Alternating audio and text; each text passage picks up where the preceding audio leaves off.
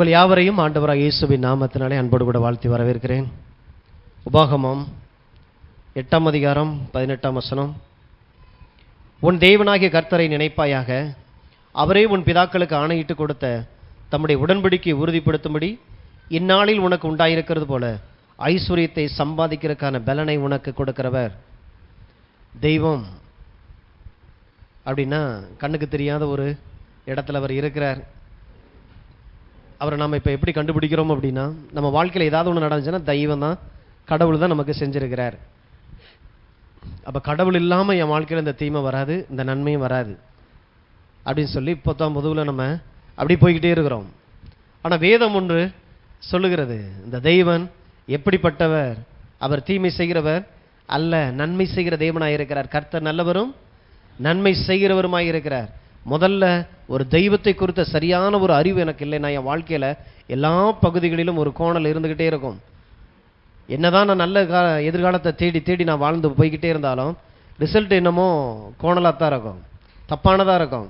கடைசியில் ஒரு முடிவுக்கு வந்துடுறது. அவரை கேள்வி கேட்கறதுக்கு நம்மளால் எப்படி முடியும்? தெய்வன் எங்கேயோ இருக்கிறார்.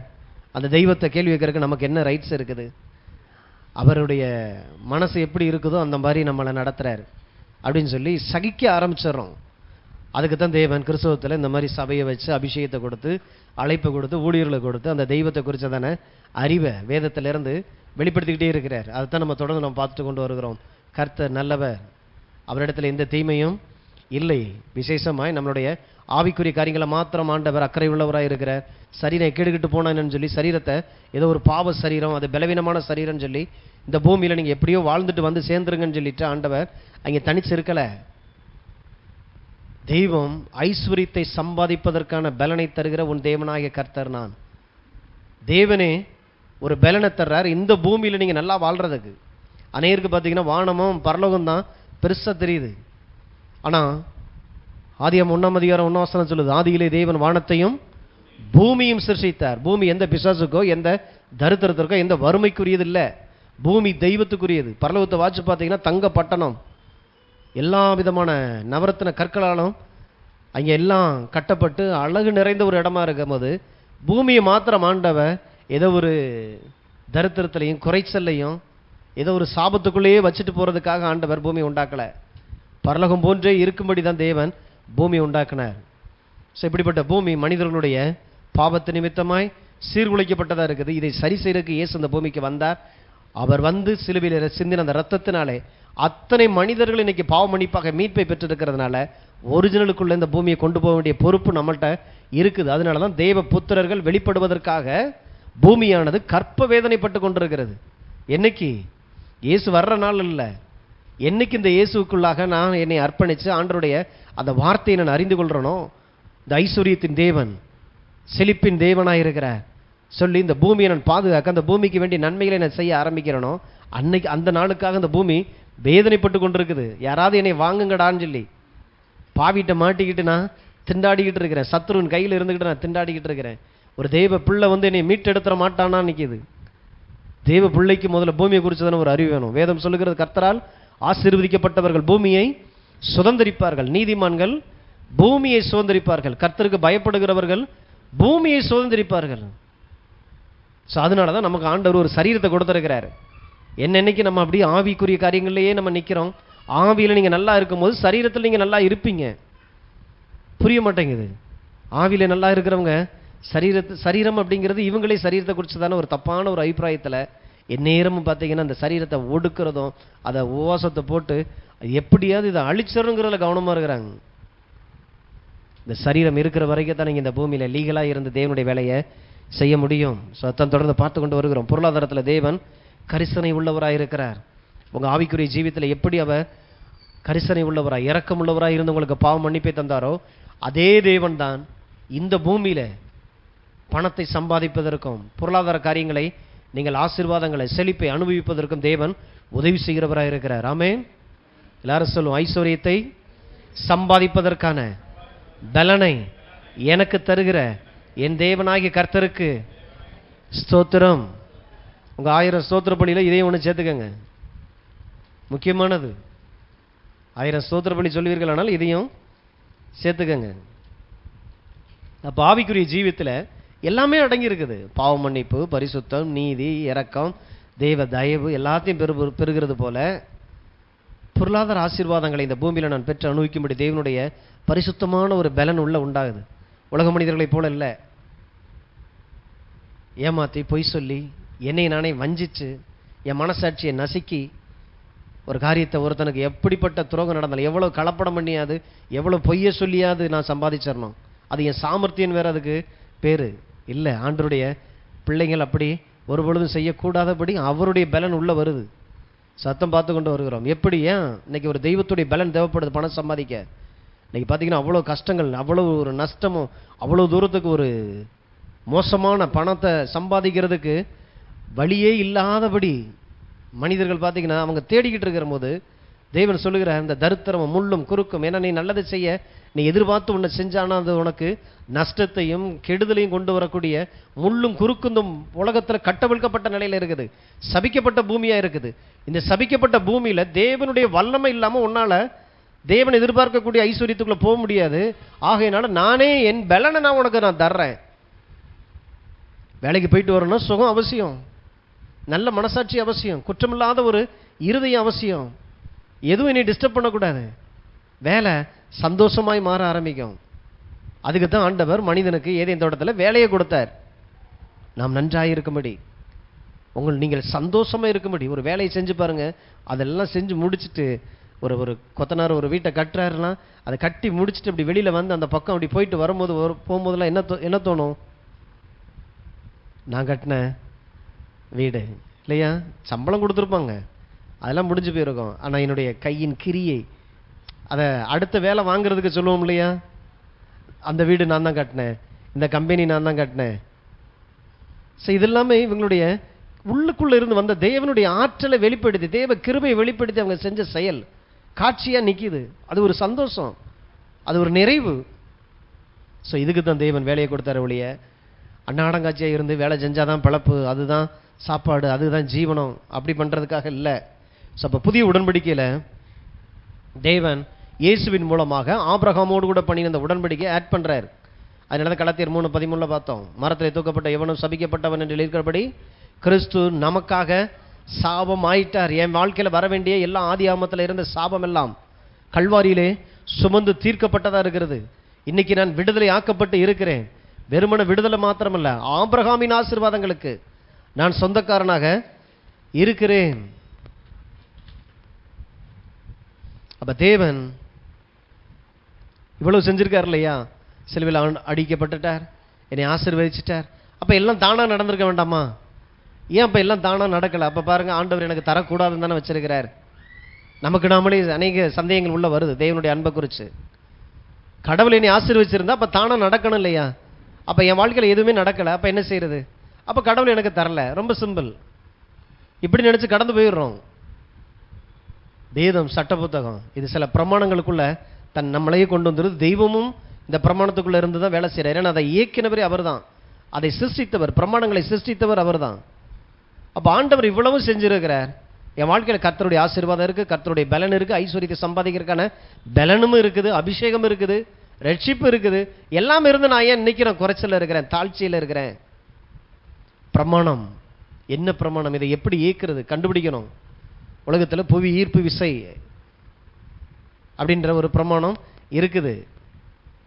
இந்த பிரமாணம் எனக்கு நான் கற்றுக்கொள்றதுக்கு படித்து தெரிஞ்சுக்கிறணும். அதுதான் ஸ்கூல்லேயும் நமக்கு சொல்லி கொடுக்குறாங்க. புவி ஈர்ப்பு விசை அப்படிங்கிறத ஸ்கூல்லேயும் சொல்லி கொடுக்குறாங்க. அது தெரியாட்டாலும் தெரியாமல் இருக்கும்போதே பேரண்ட்ஸ் பார்த்தீங்கன்னா அந்த ஈர்ப்பு விசையை மதித்து தான் பிள்ளையை வளர்க்குறோம். வீட்டை கட்டுறோம், வீட்டை சுற்றிலும் தடுப்பு சுவரை போடுறோம். மாடியை கட்டினாலும் மாடியிலேருந்து பால்கனியிலேருந்து பிள்ளை கீழே விழுந்துடக்கூடாதபடி எல்லாம் தடுப்புக்கு உண்டான எல்லா அம்சங்களையும் உள்ளே வச்சிடுறோம். ஏன்? பிள்ளைக்கு தெரியாது, நமக்கு தெரியும் இல்லையா? பிள்ளை வளர வளர தெரிஞ்சிடும். அப்போ நான் புவி ஈர்ப்பு விசையை நான் கற்றுக்கொள்றதுக்கு குதிச்சு தெரிஞ்சுக்கிற கூடாது.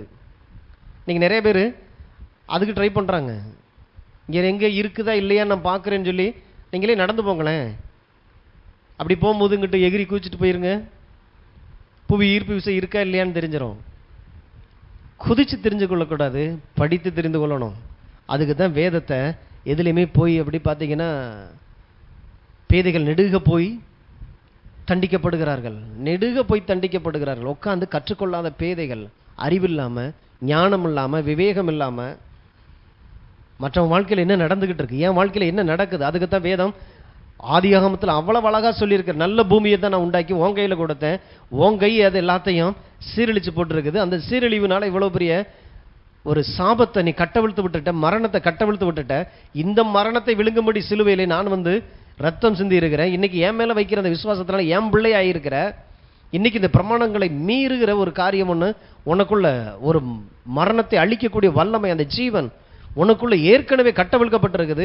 ஸோ அதை கொண்டு இந்த உலகத்தில் இருக்கிற மரணத்தை நீ ஜெயிச்சிடலாம், நஷ்டங்களையும் தரித்திரத்தையும் ஜெயிச்சிடலாம். ஐஸ்வர்யம் உங்களுக்குள்ள இருந்து வெளியில வர்றது. யாரோ வந்து 4 பேர் வந்து ஒரு மூட்டையை கொடுத்துட்டு போறதில்ல, நமக்குள்ள இருந்து வரணும். நான் ஆசீர்வாதத்தை ஈர்க்கக்கூடியவனாக கர்த்தர் என்னை மாற்றி இருக்கிறார்.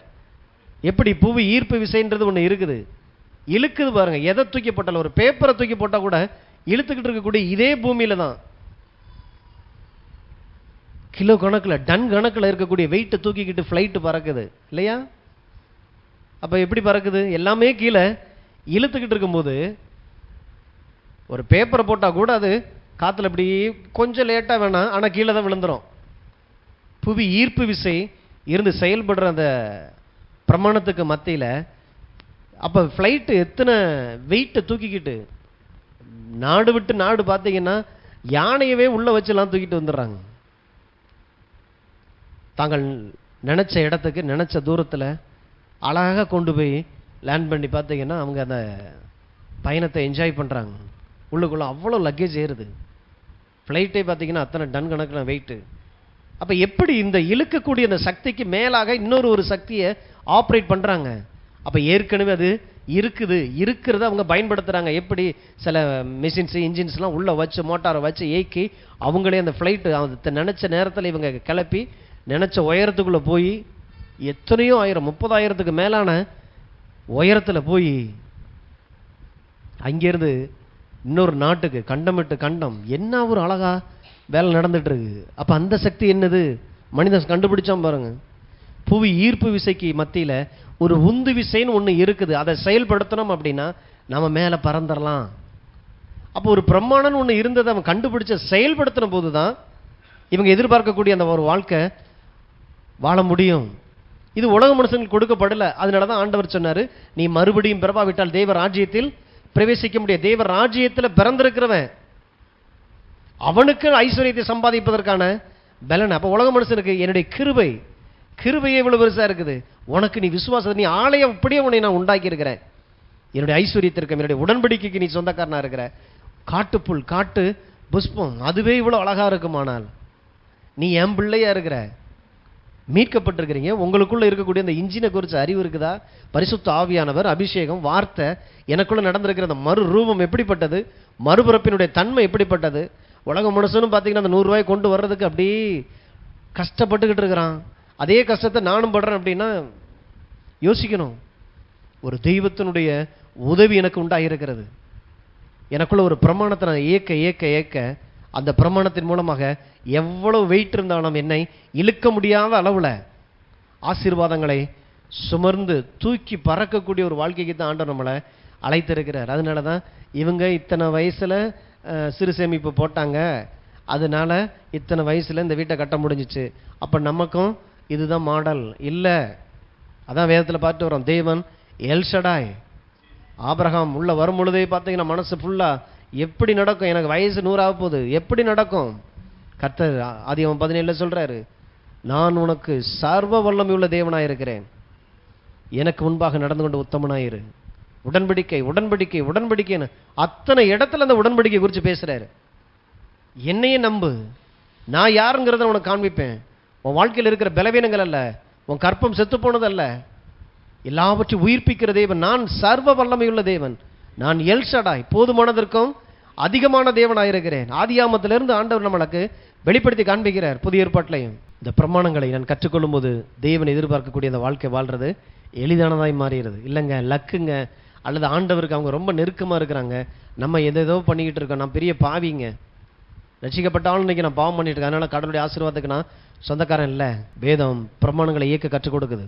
ரோமர் 8:2, கிறிஸ்து இயேசுவினாலே ஜீவனுடைய ஆவியின் பிரமாணம் என்னை பாவம் மரணம் என்பவைகளின் பிரமாணத்தினின்று விடுதலை ஆக்கிற்றே. பாவம் மரணம் அப்படிங்கிற ஒரு பிரமாணம் இந்த பூமியில விழுந்து போன அந்த உலகத்துக்குள்ளாக பாவம் மரணம் அப்படிங்கிற ஒரு பிரமாணத்தை ஆதாம் இயக்கி விட்டான். அது இருந்தது. ஆனால் செத்து நிலையில் இருக்கும்போது மனிதன் தெய்வ வார்த்தைக்கு விரோதமாய் வேலை செய்யும் போது அந்த பாவம் மரணத்துக்கு உயிர் வரும். இது ஆதாமுக்கு நல்லாவே தெரியும். எனக்கு தேவன் வேணாம், என் வாழ்க்கையை நான் பார்த்துக்கிறேன்னு சொல்லி கடவுள் இல்லாத, கடவுளோடு கூட இருக்கக்கூடிய அந்த உறவற்ற ஒரு சூழ்நிலையை அவனே தெரிந்து கொள்றான். அதனுடைய விளைவு முழு மனுக்குலத்தையும், மனிதனுடைய பிரதிநிதியாக இருந்த ஆதாம மாத்திரமல்ல, முழு மனுக்குலத்தையும், பாவம் செய்யாதவர்கள் இன்னைக்கு அந்த பாவம் ஆண்டு கொண்டிருக்கு. அதனால தான் ஜிஹெச்சில் பிறந்திருக்கிற குழந்தைக்கு கூட அது வியாதி எப்படி உள்ள வருது? எந்த பாவம் செய்யலையே. உலகம் முழுவதும் பாவம் மரணம் அப்படிங்கிற ஒரு பிரமாணம் ஆட்டோமேட்டிக்காக நீங்கள் நினைச்சாலும் நினைக்காட்டாலும் பிரமாணம் அப்படிங்கிறது 24 hours அது இயங்கிக் கொண்டே இருக்கும். புவி ஈர்ப்பு விசை நீங்கள் தூங்கிட்டு இருக்கும் போது கூட அது இயங்கி கொண்டே தான் இருக்குது. அதனால தான் சுற்றி பார்த்தீங்கன்னாக்க நல்ல அழகா செவரெல்லாம் கட்டி வச்சு ஒரு இடத்துல நம்மளால் படுத்து தூங்கி எந்திக்க முடியுது. சந்திரனில் அதுக்கு வாய்ப்பில்லை. ஏன்னா அங்கே புவி ஈர்ப்பு விசை கிடையாது. மனுஷன் வாழணுன்னாக்க அத்தனை வகையான திரவத்தை தூக்கி ட்ரெஸ்ஸாக எடுத்துக்கிட்டு அங்கே போய் உட்காந்துருக்குறான். நினச்ச நேரத்தில் இங்கே இப்போ வர முடியல, மாட்டிக்கிட்டு இருக்கிறாங்க. அங்கே நினச்ச நேரத்துலலாம் போய் இவங்க இங்கே வேலை செய்கிறது போல் அங்கே அவ்வளவு வேலை செய்ய முடியாது. ஏன்னா மனிதன் பூமியிலே வாழும்படி தான் உண்டாக்கப்பட்டிருக்கான். பூமி மனிதன் குடியிருப்புக்காக கர்த்தர் உண்டாக்கினார். அவ்வளோதான். மனுஷன் இன்னைக்கு டெஸ்ட் பண்ணிக்கிட்டு இருக்கிறான். நிலாவுக்கு போயிடலாமா, செவ்வாய் கிரகத்துக்கு போயிடலாமா, இங்கே தண்ணி இருக்குதா, கல் இருக்குதான்னு. ஆனால் வேதம் சொல்லுகிறது பூமியையோ மனிதர்களுக்கு கொடுத்தார். பூமி ஆண்டு கொள்ளும்படி மனிதனை ஆண்டவர் உண்டாக்கினார். அப்போ அங்கே புவி ஈர்ப்பு விசையெல்லாம் கிடையாது. அங்கே எல்லாம் பார்த்தீங்கன்னா ஒரு இடத்துல இருந்து இன்னொரு இடத்துக்கு போகிறதுக்கு பல நேரமாயிரும். நம்ம வீட்டில் படுத்து இருந்துச்சோம்னா அடுத்த வீட்டில் தான் போய் எந்திப்போம். ஏன்னா அவ்வளோ ஸ்லோ மோஷனில் நீங்கள் பறந்துட்டு இருப்பீங்க. ஏன்னா புவி ஈர்ப்பு விசை கிடையாது. பூமி தான் மனிதன் வாழும்படி ஆசீர்வதிக்கப்பட்ட ஒரு இடம். மனிதனுக்காக கர்த்தர் பார்த்து பார்த்து செய்து மிகவும் நன்றாக இருக்கிறது என்று சொல்லி கண்டுபிடிச்ச ஒரு இடம். ஸோ அப்போ இந்த பூமிக்குள்ளாக இயங்குகிற அந்த விசை, அந்த பிரமாணங்களை நான் அறிந்து அதற்கேற்றபடி நான் வேலை செய்யும் போது இந்த பூமி எனக்கு பலனை கொண்டு வருது, எனக்கு லாபமாக இருக்குது. அப்போ பாவம் மரணம் அப்படிங்கிற அந்த ஒரு பிரமாணம் பூமிக்கு மேலே ஒரு சிஸ்டம் சொல்கிறாங்க இல்லையா, அந்த சிஸ்டத்தை தப்பான ஒரு சிஸ்டத்துக்குள்ளாக மனுஷன் கொண்டு வந்துட்டான். அதன் நிமித்தமாக இந்த பூமியில் எல்லா விதமான சாபங்களும் தரித்திரமும் வியாதிகளும் எல்லாமே கட்டவிழ்க்கப்பட்ட நிலையில் இருக்குது. குறைச்சல், தாழ்ச்சி, வறுமை எல்லாமே பாவம் மரணம் அப்படிங்கிற ஒரு பிரமாணம் நல்லவர்களை கூட இன்னைக்கு ஆளுகை செஞ்சுக்கிட்டு இருக்கு. அதனால தான் நல்லவர்களுடைய வாழ்க்கையில் ஒரு தீமை நடக்கும்போது இந்த பிரமாணம் வந்து வேலை செய்யும் போது அவங்களே புலம்ப ஆரம்பிச்சிடுறாங்க. நான் யாருக்கு எந்த கெடுதல் செய்யலையே, நான் யாருக்கு எந்த தீமை செஞ்சேன், ஏன் என் வாழ்க்கையில் மாத்திரம் இப்படி நடந்துக்கிட்டே இருக்குது, கடவுளுக்கு கண்ணு இல்லையான்னு கேட்குற அளவுக்கு இருக்குது. பக்கத்து வீட்டுக்காரன்னு சேர்ந்து சொல்கிற மாதிரி இருக்கு. ஆமாங்க, எனக்கு நல்லா தெரியும், இவர் ரொம்ப நல்லவர், யாருக்கு எந்த கெடுதலும் செய்ய மாட்டார், இவர் வாழ்க்கையில் மாத்திரம் இப்படி ஏன் நடந்துகிட்டு இருக்குன்னு முதல்ல அறிவு வேணும். பாவம் மரணம் அப்படிங்கிற பிரமாணம் இந்த பூமியில ஏற்கனவே நீங்க நம்பினாலும் நம்பாட்டாலும் அதுதான் வேலை செய்து கொண்டிருக்குது. இந்த பாவம் மரணங்கிற இந்த பிரமாணத்துக்கு மத்தியில இயேசுவை சொந்த ரட்சகராய் ஆண்டவராய் ஏற்றுக்கொண்டு இந்த பூமியில வாழும் பொழுது, அது எந்த வயசா இருந்தாலும் வாழும்போது இப்ப இவங்க ஒரு புதிய பிரமாணத்துக்குள்ள போக ஆரம்பிக்கிறாங்க. அதுதான் கிறிஸ்து இயேசுவினாலே ஜீவனுடைய ஆவியின் பிரமாணம் வந்து பாவ மரணம் என்கிற பிரமாணத்தினின்று என்னை விடுதலை ஆக்கி இருக்கிறது. ஆமென். என்னைக்கு இயேசுவை ஏற்றுக்கொண்டீங்களோ அன்னைக்கு உங்களுக்குள்ள இது ஏற்கனவே நடந்திருக்குது. புவி ஈர்ப்பு விசைக்கு மத்தியில் இன்னைக்கு உயரம் பறக்கக்கூடிய ஒரு வாழ்க்கை வாழக்கூடிய மொத்தமும் உங்க சிஸ்டத்தை ஆண்டவர் மாற்றி இருக்கிறார். ஆவிக்குள்ள உள்ள வந்து பழைய கல்லான மனுஷனை எடுத்து, பழைய அந்த இருதய கடினங்களை எல்லாவற்றுமே எடுத்து சதையான ஒரு இருதயத்தை உங்களுக்குள்ள ஆண்டவர் சிருஷ்டிச்சிருக்கிறார். அப்படின்னா ஒரு ஃப்ளைட்டை போல இன்னைக்கு ஆண்டவர் உங்களை உண்டாக்கி வச்சுட்டாரு. ஆனால் ஃப்ளைட்டு பார்த்தீங்கன்னா ஏர்போர்ட்டில் நின்றுக்கிட்டே இருக்குது. எத்தனை வருஷமா? பல வருஷமா ஆள் ரசிக்கப்பட்டாச்சு. இவர் பறக்க வேண்டிய ஆள், ஆனால் தான் பறக்கக்கூடிய ஆற்றல் தனக்குள்ள இருக்குதுங்கிறதே தெரியாமையே பல வருஷமா பார்த்தீங்கன்னாக்க ரன்வேல நின்றுக்கிட்டே இருக்குது. அல்லேலூயா சொல்ல வேண்டியது, ஸ்தோத்திரம் சொல்ல வேண்டியது, சுத்திகரிப்புக்க வேண்டியது, சுற்றி தொடச்சு பார்த்தீங்கன்னாக்க அந்த ஃப்ளைட்டாகவே நிற்கிது. யாருக்கு என்ன பிரயோஜனம்? கடவுளுக்கும் பிரயோஜனம் இல்லை, நமக்கும் பிரயோஜனம் இல்லை. கிறிஸ்துவ வாழ்க்கைன்னா என்னன்னு முதல்ல கற்றுக்கிறணும். 1000 சோத்திர பள்ளியில் நான் 900 சொல்லிட்டேன், 100 சொல்லலை, அதனால எனக்கு இதெல்லாம் வந்துருச்சு.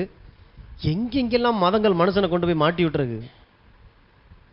மறுபடி நாம் பிறந்து விட்டோம். கிறிஸ்துவனுடைய சாயல் நமக்குள்ள வந்திருக்குது. அவருடைய பரிசுத்தம், அவருடைய நீதி, அவருடைய ஞானம், அவருடைய பலன், அவரே நமக்கு மீட்பா இருக்கிறார். அப்படின்னா இனி இந்த உலகத்துல என்னைய இழுக்கக்கூடிய சக்தி எனக்குள்ள இருந்து வேலை செய்ய முடியாது. இழுக்கிற அந்த இழுவை திறனுக்கு மேல என்னை தூக்குகிற பலன் அதிகமா இருக்கிறது. அதனாலதான் என்னை பலப்படுத்துகிற கிறிஸ்துவினாலே எல்லாவற்றையும் செய்ய எனக்கு பலன் உண்டு. சொன்னதுனால இல்ல, சொல்றதுக்கு முன்னாலேயே உள்ள இருக்குது. அதை கண்டுபிடிச்ச ஒரு மனுஷன் அதை சொல்றாரு. என்னை பலப்படுத்துகிற கிறிஸ்துவினாலே ஐஸ்வர்யத்தை சம்பாதிப்பதற்கான பலன் எனக்கு ஏற்கனவே இருக்கிறது. பிசாசுங்க பிசாசுங்க பிசாசுங்கன்னு சொல்லி இல்லைன்னு இல்லை, பிசாசு இந்த உலகத்தில் இருக்கிறான். ஆனா இன்னைக்கு பிசாசு அப்படின்னாலே மிஸ்டர் நத்திங் தான். நமக்கு ஒன்றுமில்லாதவன், தலை நசுக்கப்பட்டவன். இன்னைக்கு பாவம் மரணம்ங்கிற அந்த லா எனக்குள்ள இருந்து இருக்கலாம், அந்த உலகத்தில் இருக்கலாம். ஆனால் அந்த உலகத்துக்கு மத்தியில் தான் நான் ஃப்ளைட்டாக இருக்கிறேன். நான் நினைச்ச நேரத்தில் நினைச்ச இடத்துக்கு என்னால் பறக்க முடியும். பண விஷயத்தில், வெற்றியில், செழிப்பில், சமாதானத்தில், சுகத்தில், இந்த பூமியில் தேவன் ஒருவர் இருக்கிறார். இந்த ஒருத்தன் பறந்துகிட்டு இருக்கான் பாருங்க. அதனால தான் இன்னைக்கும் பாருங்க, ஃப்ளைட்டு அப்படின்னாலே வயசான ஆட்கள்ல இருந்து குழந்தைங்க வரைக்கும் எல்லாரும் ஆணு பார்க்குறோம்ல. தான் பாருங்க ஃப்ளைட்டு போகுதுன்னு. ஏன் ஆச்சரியம்தான். உன்னில் நான் மகிமைப்படுவேன். தேவ மகிமையை சுமந்து நிற்கிறீங்க, ஆனால் ரன்வேலியும் நிற்க கூடாது. பார்க்குறவங்க நினைச்சுறாங்க வீட்டில் சின்ன பிள்ளைங்களுக்குலாம் அந்த வாங்கி கொடுப்பாங்களா ஃப்ளைட்டு, அது மாதிரி இது கொஞ்சம் பெரிய சைஸ் ஃப்ளைட்டு, பெரியவங்க விளையாடுறதுக்காக. இயேசு நம்மளை அப்படி உண்டாக்கல.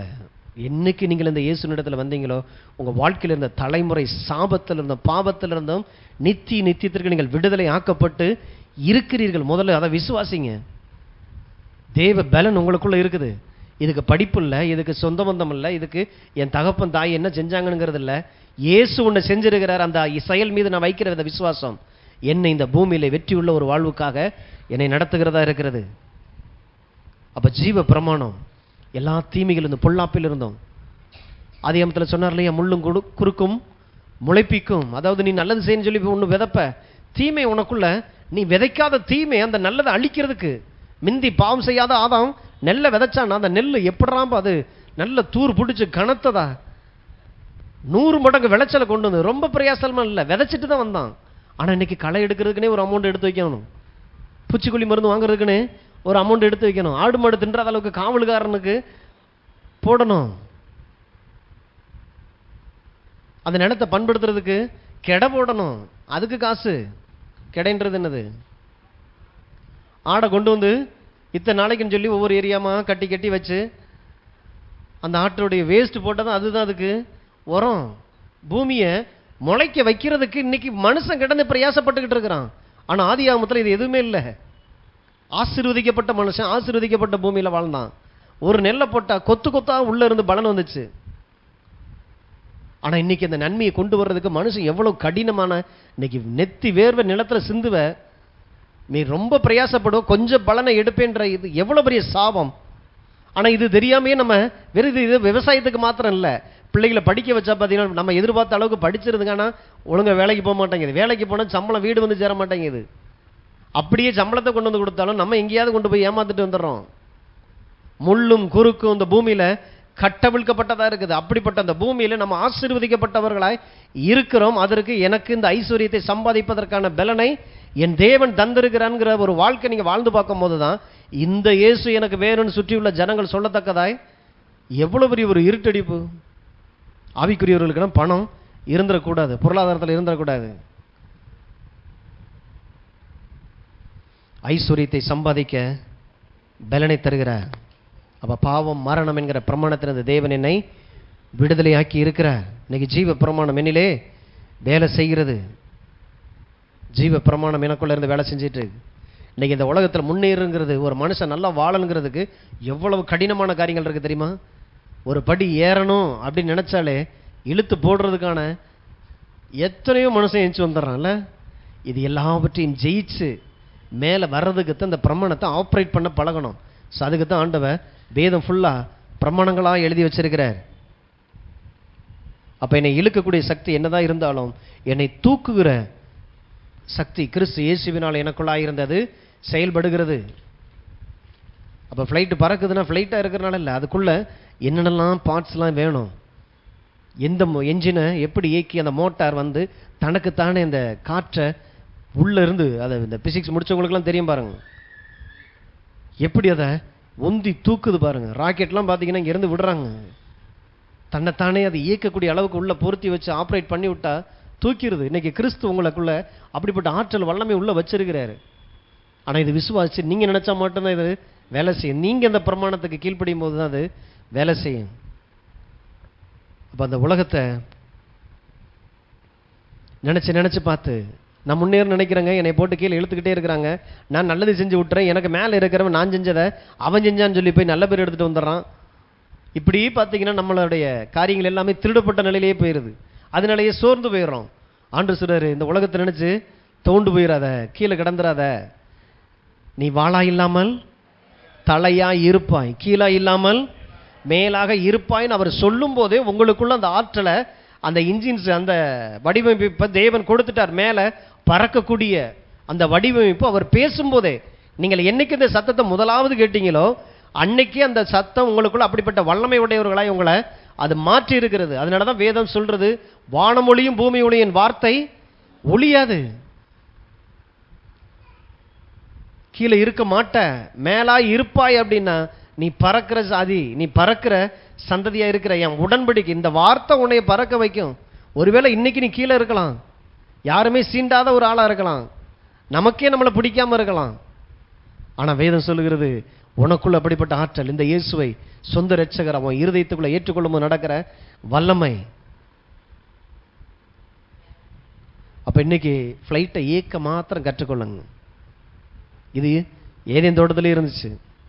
ஆண்டவர் மனுஷனை ஏதேன் தோட்டத்தில் கொண்டு வந்து ஆதியாகமம் 2:15 சொல்றாரு, மனிதனை பண்படுத்தவும் காக்கவும் வைத்தார். அந்த ஒரு வார்த்தைக்குள்ளேயே சிம்பாலிக்கா சொல்லிட்டாரு, மனிதா ஏதேனை போலவே இந்த முழு உலகத்தை உன்னால மாற்ற முடியும். அப்ப ஏதேனை நான் உனக்கு ஒரு விதை வடிவத்தில் உனக்கு நான் தர்றேன், இதை பார்த்து பார்த்து முழு உலகத்தையுமே நீ ஏதேனா மாத்திரு. அன்னைக்கே இந்த பிரமாணம் வேலை செஞ்சிட்டு இருந்தது. ஸோ இது தெரியாதனால தான் இன்னைக்கு அநேகர் பார்த்தீங்கன்னா ஏதோ ஆண்டவராக பார்த்து செய்வார்னு சொல்லிட்டு வீட்டில் உட்காந்துருக்குறோம். இயங்குங்க, ஃப்ளைட்டை இயக்க பழக்குங்க. அதனால தான் விசுவாச அறிக்கை பேசுறது, பரிசுத்த ஆவியானவருடைய அபிஷேகத்தில் நிரம்புறது. ஸோ இதெல்லாமே பார்த்தீங்கன்னா வேற உலக மனுஷனுக்கு தெரியாது. அதனால அவனை பார்த்துட்டு நம்மளை இயக்காம விட்டுறக்கூடாது. தொடர்ந்து தேவனுடைய சத்தத்தை மாத்திரம் பேச உங்க வாய் திறக்கட்டும். இதெல்லாம் இன்ஜின் ஆப்ரேட் பண்றது, கர்த்தருடைய வார்த்தைக்காக மாத்திரம் என் வாயை நான் திறக்கிறேன்றது. மத்தேயு 6:33 முதலாவது தேவனுடைய ராஜ்யத்தையும் அவருடைய நீதியையும் தேடுங்கள், அப்பொழுது இவை எல்லாம் உங்களுக்கு கூட கொடுக்கப்படும்.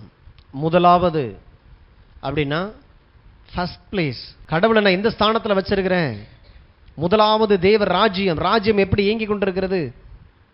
இந்த பூமியில தேவனுடைய சித்தத்தின்படி நான் வாழ விரும்புகிறேன் அப்படின்னா பிரமாணத்தை, இதெல்லாம் பிரமாணம். அதனால தான் முதலாவது அப்படின்றாரு. எல்லாத்தையும் முடிச்சுட்டு கடைசியில் எனக்கு தெரிஞ்ச ஒருத்தர் கடன் கேட்டார். எதுக்குன்னா தசமம் போடுறதுக்குன்னாரு. தசமம் போடலை, தசமம் போடுறதுக்கு கொஞ்சம் கடன் தருவீங்களா அப்படின்னு. தசமம் போடுறதுக்கு கடனா? என்னாச்சு அப்படின்னா, இல்லை வந்துச்சு, வந்த வருமானம் ஃபுல்லாக அதுக்கு கொடுத்தேன், இதுக்கு கொடுத்தேன், வட்டிக்கு கொடுத்தேன், வாடகை கொடுத்தேன், இஎம்ஐ கட்டினேன், எல்லாம் போயிடுச்சு, தசமம் போடலை, கொஞ்சம் கடன் கிடைக்குமா அப்படின்னு கூப்பிட்டு உட்கார வச்சு தசமம்னா என்னன்னு சொல்ல வேண்டியதாயிடுச்சு. முதலாவது உன் விளைச்சலின் முதற் பலன், அதான் முதலாவது. இதெல்லாம் சில பிரமாணங்கள். இதெல்லாம் இப்படிதான் ஃப்ளைட்டு பறக்கும், இப்படித்தான் நீங்க ஆப்ரேட் பண்ணணும், அப்படித்தான் நீங்க விரும்புனீங்க இதை பறக்கணும்னு நினைச்சா முதலாவது.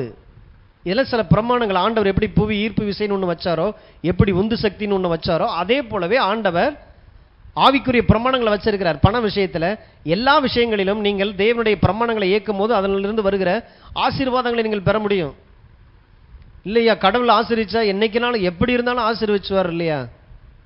இங்க நிறைய பேருக்கு அப்படி ஒண்ணு, கடவுளுடைய வல்லமை அந்த அளவுக்கு நம்புறது. ஆனா ஆண்டவர் அவருடைய பாற்றை மட்டும்தான் செஞ்சு முடிச்சிருக்கிறார். ஏன்னா அதை நீங்க செய்ய முடியாது. உங்க பாற்றை அவர் செய்ய மாட்டார். ஏன் வாசற்படியில் வந்து கதவை தட்டுறாரு? ஏன் உடைச்சிட்டு வர முடியாதா? ரட்சிக்க நினைச்சா உலகத்தில் இருக்கிற எல்லா மனுஷனையும் ஒரே நாளில் ரட்சிச்சலாமே. மனிதனுக்கு தெரிந்து கொள்ளக்கூடிய இந்த ஆற்றலை கொடுத்திருக்கிறார். கொடுத்தவர் அதை மதிக்கிறார். அது ஒரு பிரமாணம், லா. அவன்தான் கதவை திறந்து ஏன் இந்த இயேசுனா யாருன்னு கற்றுக்கொள்ளும் பொழுதுதான் அதுக்கு ஆவியானவர் உதவி செய்கிறார். இந்த மாதிரி வார்த்தைகளை அனுப்புறார். இது யூடியூப் மூலமாகவும் மற்ற மீடியாக்கள் மூலமாக போய் போய் மனுஷன் எங்கேயோ ஒரு தேவையோடு இருக்கும்போது இந்த வார்த்தை அவனை போய் தட்டுது.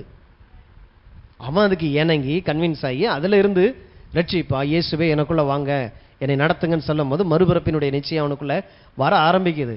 எவ்வளோ பெரிய தேவன் ரட்சிப்பை இப்படி வச்சிருப்பார். ஆனால் என் அன்றாட வாழ்க்கையில் நான் என்ன வேணும், முதல்ல அந்த தெளிவு வேணும். அதை இயக்கிறது எப்படி? ஆண்டவர் பிரமாணங்களை வச்சிருக்கிறார், லா. அப்ப முதலாவது அப்படின்னா எல்லா விஷயங்களிலும் கடவுளுக்கு முதலிடத்தை கொடுக்க பழகிறது. அப்ப முதலாவது வைப்பதை முதலாவது தான் வைக்கணும். அதை கொண்டு போய் ரெண்டாவது வச்சுக்கிறேன், மூணாவது வச்சுக்கிறேன். என் சொந்தக்காரங்க வந்துட்டாங்க, எங்க பெத்தவங்க வந்துட்டாங்க, என் ஃப்ரெண்டு, உயிருக்கு உயிரான நன்மை. முதலாவது தேவ ராஜ்யத்தை தேடுங்கள். எபிரேயர் 11 அதிகாரத்தில் ஒரு எடுத்துக்காட்ட பார்க்கலாம். 24 இருந்து.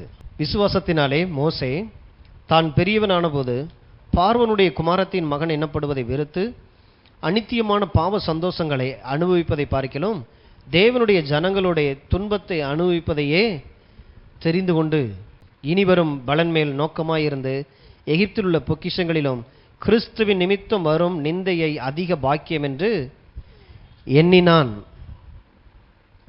மோசையை குறித்து தெரியும். எகிப்தில் எந்த ஆம்பளை பிள்ளையும் பிறந்தா நைல் நதியில் வெட்டி போட்டுறணும், அப்படிப்பட்ட சூழ்நிலையில் பெற்று எடுக்கப்பட்டார். அந்த தாய் விசுவாசத்தில் அந்த மோசையை மாத்திரம் ஒளிச்சு ஒளிச்சு வச்சு பார்க்குறாங்க, முடியலை. ஒரு குறிப்பிட்ட வயசு வந்த உடனே அதை நாணல் பெட்டியை செஞ்சு அதில் கீழ் பூசி ஆற்றுல விட்டுறாங்க. நைல் நதியில் போய் தன்னுடைய சகோதரிய மகளை போய் பார்த்துக்கம்மா, அது என்ன ஆகுதுன்னு போய் பார்த்துட்டு வா அப்படின்னு சொல்லி அனுப்புனா, அங்கே பார்வனுடைய குமாரத்தை குளிக்க வர்றான். குளிக்க வரும்பொழுது இந்த பெட்டியை பார்த்து திறந்து பார்த்தா மோசே பிள்ளை அழகாக இருக்குதுன்னு கண்டு தான் அரண்மனைக்கு கொண்டு போய் தானே அதுக்கு வளர்க்க ஆரம்பிக்கிறான். இப்போ இந்த குழந்தைக்கு பால் கொடுக்கணுமே, யார் இதை பால் கொடுப்பான்னு சொல்லி மோசையினுடைய சகோதரி பக்கத்தில் இருக்க சொல்கிறா, எங்கள் ஏரியாவில் இருக்கிற ஒரு தாய்கிட்ட நான் கொடுத்து பார்த்துக்கிறேன் அப்படின்னு சொல்லி அதே குழந்தைக்கு தான் சொந்த தாயாலேயே பால் கொடுக்கறதுக்கு பார்வன் அரண்மனையிலேருந்து இங்கே சம்பளம் போயிட்டு இருக்குது. மாதம் மாதம் ஆண்டவர் இப்படித்தான் ஆண்டவர் மோசையை வளர்த்தார். அப்போ பால் கொடுக்கும்போது அந்த தாய் பேசப்பட்ட வார்த்தை இதெல்லாம் பாவ சந்தோஷம், அரண்மனைக்குள்ளே இருக்கக்கூடிய நன்மைகள். பார்வன் அரண்மனைக்குள்ளேனா இங்கே இல்லாத சந்தோஷம் எதுவுமே இல்லை. அவ்வளோ பெரிய நல்ல காரியங்கள் எல்லாமே அந்த அரண்மனைக்குள்ளே இருக்கும் பொழுது எப்படி இந்த மோசை அதை வேணான்னு சொல்ல முடிஞ்சிச்சு? ஏன்னா நீ அதை பார்க்கலும் மேலானவன். அரண்மனையில் இருக்கிற செல்வங்கள் இல்லை, உலகத்தில் இருக்கிற மற்ற காரியங்கள் இல்லை, அந்த செல்வங்களை பார்க்கலும் நீ பெரிய ஐஸ்வர்யவான். நீ உனக்குள்ள தேவன் அவ்வளோ பெரிய ஐஸ்வர்யங்களை உள்ள வச்சிருக்கிறார். நீ தேவனுடைய படைப்பா இருக்கிற, நீ தான் அந்த உலகத்தை ஆளுகை செய்கிறவன். பாவ சந்தோஷத்தை பெருசா நினைக்காம கிறிஸ்துவின் நிமித்தம் வருகிற நிந்தையை அவன் தெரிந்து கொண்டான். எப்படி இந்த தெரிந்து கொள்ளக்கூடிய ஆற்றல் வந்துச்சு? குழந்தையா இருக்கும் பொழுதே அந்த தாய் அந்த பிள்ளைக்கு பாலை மாத்திரம் கொடுக்கல. நீ யாரு? நீ ஆபிரகாமின் உடன்படிக்கைக்கு நீ சொந்தக்காரனா இருக்கிற. இந்த பூமியில நீ தான் ஆளுகை செய்ய வேண்டியவன். இதுல போய் மாட்டிக்கிறாத, இதெல்லாம் அனித்தியமானது. இன்னைக்கு அநேகர் பார்த்தீங்கன்னாக்க முதலாவது கொடுக்க வேண்டிய காரியத்தை முதலாவது கொடுக்க முடியாம போகுது. காரணம் அதுதான், தங்களுக்குள்ள இருக்கக்கூடிய இந்த ஆற்றலை குறித்து தெரியல, தேவன் வைத்திருக்கிற அந்த மகிமை தெரியல. அதனாலதான் இன்னும் ரட்சிக்கப்பட்டதுக்கு அப்புறமும் பாவத்துல போய் மாட்டிக்கிற காரணம் அதுதான். கிறிஸ்து உங்களுக்குள்ள வச்சிருக்கிற அந்த வல்லமை என்ன, அந்த ஆற்றல் என்ன, அந்த மகத்துவம், அந்த பரிசுத்தத்தினுடைய மேன்மை என்ன, அது எவ்வளவு பெரிய லாபம். இது தெரியாது இருக்கும்போது அற்ப காரியங்களுக்கெல்லாம் நம்மளை விலை போனவர்களாக மாறிடுறோம். அப்ப முதலாவது காரியத்தை முதலாவது வைக்கிறதுக்கு முதல்ல நீங்க யாருன்னு தெரியணும். கிறிஸ்துக்குள்ள நீங்கள் என்னவா இருக்கிறீங்க, அவருடைய ரத்தம் உங்களுக்கு என்ன செஞ்சிருக்கு, அந்த மறுபிறப்பினுடைய தன்மை எப்படிப்பட்டது.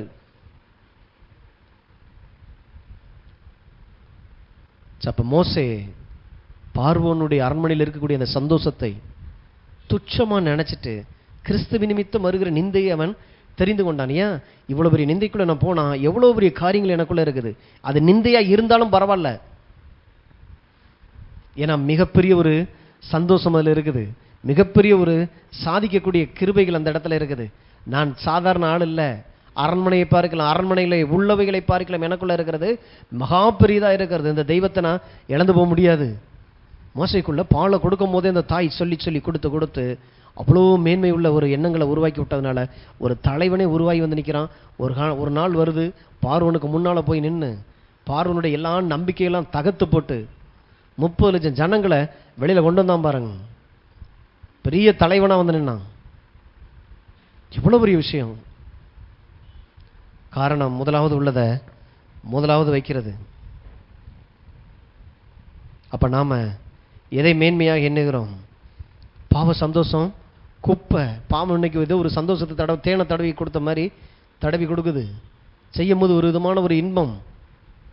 ஆனால் அது குப்பை. நான் தேவனுடைய பிள்ளையாக இருக்கிறேன், எனக்குள்ள ஒரு பரிசுத்தம் இருக்குது, தேவ நீதி எனக்குள்ளா இருக்கு, நான் தேவ நீதியை சம்பந்தவனாக இருக்கிறேன், இந்த உலகத்தை நான் ஜெயிக்கிறதுக்கு எனக்கு அது தடையாக இருக்குது, தேவனுடைய வல்லமை வெளிப்படுறதுக்கு தடையாக இருக்குதுன்னா தூக்கி தூர எரிய தெரியுறது எனக்கு எளிதானதை மாறணும். ஆவிக்குரிய வாழ்வு செழிப்புக்கு ரொம்ப அவசியம். நான் எப்படினாலும் இருப்பேன் இல்லை, அதனால தான் நம்ம பேசுறது வெறும் பணத்தை பேசுறது இல்லை, ஆள் தத்துவம். உங்களுடைய பெர்சனாலிட்டி இங்கே மாறி ஆகணும். நீங்க மாறும்போது உங்க வாழ்க்கையில் இருக்கிற கையின் பிரயாசங்கள் ஆசீர்வதிக்கப்படும். எப்படி ஒரு ஆதாம் பாவம் செஞ்சதுனால எவ்வளோலாம் பாதிக்கப்பட்டது, அப்ப நீங்க சரியா நிற்கும் பொழுது, இந்த தெய்வ கிருபையை நம்பி தேவனுடைய நீதியில் நீங்க நிற்கும் போது முழு குடும்பம் உங்க சந்ததி நன்றாக இருக்க போகிறது. உலக மனுஷனுக்கும் பணத்தை சம்பாதிக்கிறான். எப்படி? மதிய குழம்புக்கு ஒரே ஒரு காய் மட்டும் போடுவான், ஒரு காயை போட்டு குழம்பு வச்சிருவான், மீதியை சேர்த்து வைப்பான், சேர்த்து வச்சு வச்சு வச்சு ஒரு காரியத்தை கட்டி வச்சிருவான். கட்டிட்டு சொல்லுவான், நாங்கள் சும்மான்னு நினச்சிங்களா, எவ்வளோ பெரிய சாமர்த்தியம், என்னை போலலாம் நீ வாழ்ந்துருவியா? அந்த வீட்டை கட்டிட்டு கர்த்தரின் ஆசீர்வாதமே ஐஸ்வர்யத்தை தரும், அதோடு கூட ஒரு நாள் நீங்கள் வேதனைப்பட மாட்டீர்கள். அதனால தான் அந்த ஐஸ்வர்யம் நமக்கு உள்ளது இல்லை. உலகம் சம்பாதிக்கிற ஐஸ்வர்யத்தை அது நிறைய தப்பு பண்ணணும், பொய் சொல்லணும், திருடணும், மற்றவனை குறித்து அக்கறை இல்லாமல் இருக்கணும், சுயநலத்தோடு கூட இருந்தால் ஓகே. ஆனால் தேவ ராஜ்யத்தினுடைய ஐஸ்வர்யம் அப்படி இல்லை, இது கர்த்தரின் ஆசீர்வாதத்திலிருந்து வருகிறது. அப்போ ஆசீர்வாதத்தை நான் விசுவாசிக்கணும், கடவுளை நான் டெய்லி நான் ஜெபிக்கிறேன், வேதத்தை தியானிக்கிறேன், கடவுளை துதிக்கிறேன், கடவுளோடு கூட இருக்கிற அந்த உறவில் இருந்து நான் பெற்றுக்கொள்ளக்கூடிய அந்த நன்மையாக இருக்குது. இது எவ்வளோ பெரிய ஆசீர்வாதம், வேதனை இல்லாதது. நாம் இதை பேசிக்கிட்டு இருக்கிறோம். ஆளே இங்கே மாறி ஆகணும், வெறும் பணம் பேசலை. அதனால தான் ஆண்டவர் பணத்தையும் தர்றதில்லை, உங்களுக்கு பலனை தான் தர்றாரு. கடவுள் தருகிற பலனை பெற்றுக்கொள்ளணும்னா அந்த அவர் ஏரியாவில் அவர் சொல்லுகிற வண்ணமாக இருந்து நான் அந்த பூமியில் நான் வாழும்போது தேவன் சொல்லுகிற எல்லா ஆசீர்வாதம் நம்ம மேல் வந்தது பலிக்கிறதா இருக்கிறது. அப்போ ஆவிக்குரிய ஜீவியத்தில் நீங்கள் வாழ்ந்திருக்கிறது போல தான் எல்லாவற்றிலும் வாழ்ந்திருக்க முடியும். 3 யோவான் 2 பிரியமானவனே, உன் ஆத்துமா வாழ்கிறது போல நீ எல்லாவற்றிலும் வாழ்ந்து சுகமாக இருக்கும்படி வேண்டுகிறேன். இதைத்தான் நம்ம பார்த்துருக்குறோம். பிரியமானவனே, உன் ஆத்துமா வாழ்கிறது போல எல்லாவற்றிலும் வாழ்ந்து சுகமாக இரு. ஆத்துமா எப்படி இருக்குதோ அப்படித்தான் உனக்கு வெளியரங்கமான வாழ்க்கை. 3வது வசனத்தில் சொல்றாரு, சகோதரர் வந்து நீ சத்தியத்தில் நடந்து கொள்ளுகிறாய் என்று உன்னுடைய உண்மையை குறித்து சாட்சி கொடுத்த போது மிகவும் சந்தோஷப்பட்டேன். என் பிள்ளைகள் சத்தியத்திலே நடக்கிறார்கள் என்று நான் கேள்விப்படுகிற சந்தோஷத்திலும் அதிகமான சந்தோஷம் எனக்கு சத்தியத்திலே நடக்கிறது. அதனால வருகிற செழிப்பு. நாம அதை குறித்து பேசிட்டு இருக்கிறோம். பண ஆசையில் இல்லை, சத்தியத்தை கேட்கிறோம், சத்தியத்தை கேட்டதை அதன்படி வாழும் பொழுது வருகிற நன்மை இதெல்லாம். பிரியமானவனே, உன் ஆத்துமா வாழ்கிறது போல நீ எல்லாவற்றிலும் வாழ்ந்து சுகமாய் இருப்பாய். எல்லாவற்றிலும் சக்சஸாக இருப்ப, ப்ராஸ்பரிட்டியா, செழிப்பா இருப்ப. எப்ப? சத்தியத்திலே கேட்டு அதன்படி நடக்கும்போது நீ வந்துருவடா, நீ ஜெயிச்சிருவடா. சில பிள்ளைகள்லாம் பார்க்கும்போது சின்ன வயசுலேயே சொல்லுவோம்ல, விளையும் பயிர் முளையிலேயே தெரியும்ன்ற மாதிரி இல்லை, ரொம்ப ஷார்ப்பாக இருக்கிறான், ரொம்ப ஞானமாக இருக்கிறான், பெரிய ஆளாக அவன் வருவான். எதை வச்சு சொல்கிறோம்? தெரியுது, இப்போ என்ன பண்ணுறானோ அது தெரியுது, வந்துடுவான். அப்ப சத்தியத்தில் நடக்கும்போது ஒரு சந்தோஷம் வருது. என்ன சந்தோஷம்? இந்த உலகத்துல இந்த பிள்ளை சூப்பரா வந்துருவான். ஏன்னா அவனுக்கு சத்தியத்தை பிடிச்சிட்டான், வாழ தெரிஞ்சிச்சு, ஃப்ளைட்டை ஏகிட்டான். நிச்சயமா இவன் பறந்து உலகம் முழுசு சுத்தி வந்துருவான். சத்தியத்திலே நடக்கிறதுனால் வருகிற சந்தோஷம்.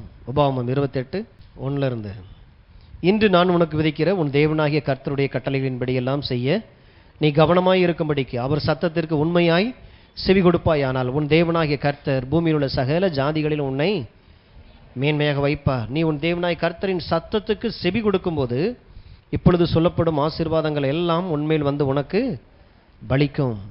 வேதம் சொல்லுகிறது, கர்த்தருடைய சத்தத்திற்கு செவி கொடுக்கும் பொழுது எப்படிப்பட்ட காரியங்கள்?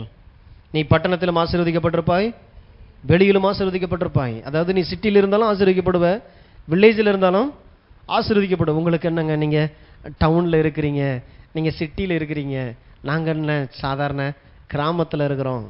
கிராமத்தில் இருந்தாலும் வேதம் சொல்லுகிறது, நீ பட்டணத்திலும் ஆசீர்வதிக்கப்பட்டிருப்பாய், பட்டணத்துக்கு வெளியில நீ எவ்வளவு பெரிய கிராமத்தில் இருந்தாலும் நீ ஆசீர்வதிக்கப்பட்டிருப்பாய். காரணம், நீ என்னுடைய பிரமாணத்தை ஈக்கி கொண்டிருக்கிற, என் வார்த்தைக்கு கீழ்ப்படிந்து என் சத்தத்துக்கு நீ செவி கொடுத்து நீ வாழ்ந்து கொண்டிருக்கிற. ஸோ அதனால உன்னைய வச்சு உன் கிராமமே ஆசீர்வதிக்கப்படும். ஏன்னா நீ ஆசீர்வதிக்கப்பட்டிருக்கிறதுனால. உன் கர்ப்பத்தின் கனியும் உன் நிலத்தின் கனியும் உன் மாடுகளின் பெருக்கமும் உன் ஆடுகளின் மந்தைகளும் ஆகிய உன் மிருக ஜீவன்களின் பலனும் ஆசீர்வதிக்கப்பட்டிருக்கும். எப்ப சொல்றாரு? இதே தேவன் தான் சொன்னாரு ஆதியாகமம் 3 முள்ளும் குறுக்கும் உனக்கு முளைப்பிக்கணும். ஆனா இங்கே சொல்றாரு உன் கையின் பிரயாசம் ஆசீர்வதிக்கப்பட்டிருக்கும். எப்ப? தேவனுடைய பிரமாணங்களை நீ இயக்க ஆரம்பிச்சிட்ட, சத்தத்தை கேட்க ஆரம்பிச்சிட்ட, கீழ்ப்படி ஆரம்பிச்சிட்ட. முதலாவது தன்னை போல இதெல்லாம் ஒரு லா எழுதி போட்டு வீட்டில் உட்காந்துட்டு அப்படியே முறைச்சு பார்த்துட்டு இருக்கிறதுனால இல்ல. முதலாவது ஃபர்ஸ்ட் பிளேஸை தேவன் சொன்ன காரியங்களுக்குள்ள வைக்கும் போது, இல்ல அவங்க கோச்சுக்குருவாங்களே இவங்க கோச்சுக்குருவாங்களேன்னா அப்ப அவங்க கோய்க்காம நீ பக்கத்திலே இருக்கணும்.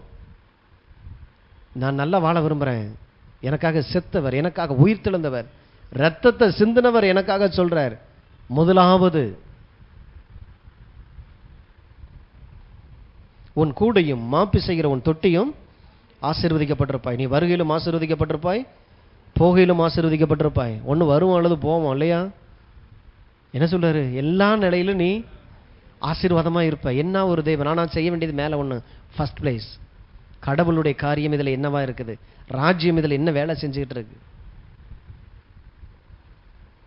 உனக்கு விரோதமாக எழும் உன் சத்துருக்களை கர்த்தர் உனக்கு முன்பாக முறிய அடிக்கப்படும்படி ஒப்பு கொடுப்பா. ஒரு வழியாய் உனக்கு எதிராய் புறப்பட்டு வருவார்கள், 7 வழியாய் உனக்கு முன்பாக ஓடி போவார்கள். இதுதான் அந்த பிரமாணத்தை இயக்கிறதுனால வருகிற பலன். ஃப்ளைட்டை ஸ்டார்ட் பண்றதுனால வர்ற பலன். ஆரம்பிக்கும் போது எனக்கு எதிராக எப்படிப்பட்ட சத்ருவின் கிரிகள் வரலாம், முள்ளும் குறுக்கையும் கொண்டு வந்து இழுக்கிறதுக்கு உண்டான புவி ஈர்ப்பு விசை நடக்கலாம். ஆனா எல்லாவற்றுக்கும் மேல நீ பறக்கிற ஒரு வாய்ப்பு உனக்கு இருக்குது. இதை நீங்க வாசிக்கிறீங்க, கேட்குறீங்க. எத்தனை பேர் இதுக்கு உபயோக பண்றீங்களோ அத்தனை பேருக்கு அது வேலை செய்யுமே ஒழிய, நான் கேட்டுட்டேன், நான் நல்லபடியா நான் எனக்கு அதை வாசிச்சிட்டதுனால இல்ல, சத்தியத்தின்படி நடக்கிறதுனால் வருகிற அந்த சந்தோஷம். இதுதான் சந்தோஷம். இது உங்களுடைய வாழ்க்கையாய் மாறும். கர்த்தர் உன் களஞ்சியங்களிலும் நீ கையிடும் எல்லா வேளையிலும் உனக்கு ஆசீர்வாதம் கட்டளையிடுவார். உன் தேவனாய் கர்த்தர் உனக்கு கொடுக்கும் தேசத்தில் உன்னை ஆசீர்வதிப்பார். எத்தனை இடத்துல பாருங்க அந்த லாபம் நீங்க ஆப்ரேட் பண்ணிட்டா வர்ற நன்மை. இதெல்லாம் முதலாவது கற்றுக்கொள்ளணும். எதை முதலாவது பார்க்கணும்? அப்ப தெய்வ பிள்ளை அப்படிங்கிறத மேன்மையாக நினைக்கணும். ஆரம்பத்தில் பார்த்தீங்கன்னா ஏதாவது ஒரு ஊழியக்காரர் நமக்கு ஜெபம் பண்ணணும்னு சொல்லி ரொம்ப தீவிரமாக இருப்போம். நல்லது, ஆரம்ப காலத்தில் அது ஓகே, ஊழியக்காரங்க வர்றாங்க, ஜெபம் பண்ணுறது எல்லாமே ஆசீர்வாதம் தான். ஆனால் ஒரு கட்டத்துக்கு மேலே அந்த குழந்தை வளரணும், அடுத்த கட்டத்துக்கு அது போகணும். நம்ம குழந்தையா இருந்தாலுமே பிள்ளை மேலே பாசமாக இருக்கிறேன்னு சொல்லிட்டு 20 வயசு வரைக்கும் தூக்கி பழக்க முடியாது. ஒவ்வொரு நாளும் நான் அந்த பிள்ளையினுடைய வளர்ச்சிக்கு பொறுப்பான ஒரு தகப்பனாக இருக்கிறேன். கடவுள் நமக்கு பொறுப்பான தகப்பனாக இருக்க விரும்புகிறார் இல்லையே. மிந்திலாம் ஐயா வந்து ஜெபம் பண்ணால் உடனே நடந்துச்சு, இப்பெல்லாம் நடக்க மாட்டேங்குது. ஐயா கிட்ட ஏதோ ஒரு வல்லம் இல்லை, ஐயாட்ட வல்லமை குறைஞ்சு போச்சு. செய்யறது எதையும் செய்யறதில்ல, சத்தத்தை கேட்கறதில்ல, அதுக்கு கீழ்ப்படுகிறதில்ல. நமக்குள்ள எந்த ஒரு மாற்றத்தை கொண்டு வந்துடாம ஐயாவை வச்சே நம்ம மார்க் போட்டுட்டு, இந்த ஐயா சூப்பர், இந்த ஐயா பரவாயில்ல, இந்த ஐயா சரியில்லை. உங்களுக்கும் கிறிஸ்துவுக்குமான உறவு எப்படிப்பட்டதாக இருக்கிறது? ஸோ அதிலிருந்து வருகிற ரிசல்ட்டு தான் உங்கள் வாழ்க்கையினுடைய எதிர்காலம். நீதிமொழிகள் 3:9, உன் பொருளாலும் உன் எல்லா விளைவின் முதற்பலனாலும் கர்த்தரை கனம் பண்ணு, அப்பொழுது உன் களஞ்சியங்கள் பூரணமாய் நிரம்பும், உன் ஆலைகளில் திராட்சை ரசம் புரண்டோடும். முதலாவது வைக்கக்கூடிய ஒரு வாழ்க்கை. இப்போ வார்த்தையும் கர்த்தரும் ஒன்று. முதலாவது எதை வைக்கிறது? கடவுளுடைய வார்த்தையை வைக்கிறேன். வார்த்தையும் கர்த்தரும் ஒன்று. ஆதியிலே வார்த்தை இருந்தது, அந்த வார்த்தை தேவனாக இயேசுவாகவே இருந்தது. அவ்வளோதான். அதுதான் என் வாழ்க்கையா இருக்குது.